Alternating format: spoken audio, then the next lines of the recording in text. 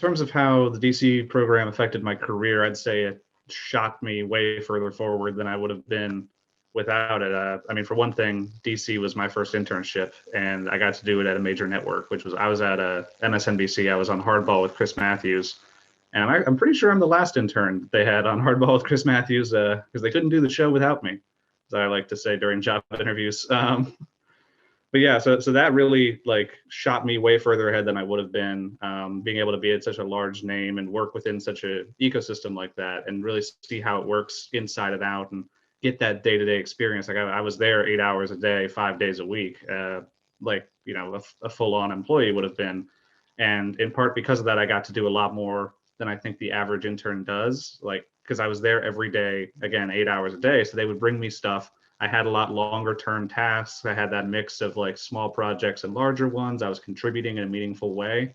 And I mean, I was the intern. I was still going and getting coffee stuff, but even doing that had its own benefit to it. It got me going around the building. I got to talk to a lot of people because I was on the hardball team, but because everyone's in that one building, even when I'm going out to just go get Chris a coffee or something, I'm running into like Chuck Todd and Ali Velson and all these other major talking heads, getting to network with them a little bit. It was actually funny with the Chuck Todd one. I like was behind him in line at one point to like just get lunch.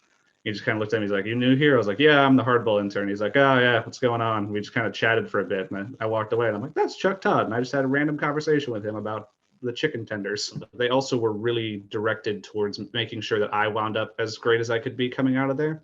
Like for example, the producers 100%. They were hooking me up with every networking opportunity I could get. Like Jeff Bennett, the White House reporter for NBC News, he was talking me through like, okay, if you want to do what I do, here's where I started. Here's how that progression goes. Here's how it's changed since I started doing that.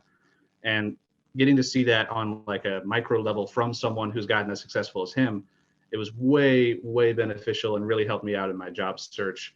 And it was personal too, which I like. I feel like because you can email a lot of these people and they'll maybe respond. But when he's like sitting next to you going, "Oh no, here's what you can do," and you can ask all these follow-up questions, it really, really helps in the long term. And then of course they helped me out with my reel. I could go on forever about all the ways that they helped me with my career going out of that program. And actually they kind of tried to set me up with a job for when I graduated. That didn't work out because of the pandemic. The job was going to be live in studio support. And then right when I graduated, no one's live, no one's in studio. So that kind of dried up. But even then they were like, I was reaching out, I was like, okay, well, I'm still going to be applying other places. Can you help me out? And they were like 1,000%. I think I wound up getting about 15 letters of recommendation, like individual letters of recommendation from the executive producer of Hardball. I can't overstate the amount that they helped my professional development and helped me get that first job out of college. I honestly don't know what I'd be doing right now if I hadn't gone to DC. I don't know. I feel like I'd be a different kind of person, like one thing it definitely did was I was already incredibly politically engaged. I was a political science minor and a journalism major. So I was politically engaged and reading a lot of that. But then I had the, depending on your opinion, fortune or misfortune of being in DC when the president was getting impeached, President Trump, for his first impeachment, getting to work there for that entire process and getting to see the nitty gritty and talk to people in the industry about what was happening and the predictions they would make that were spot on. There would be times where someone in the office would just casually go, yeah, check it out. 3 days, Trump's going to say this on a podium.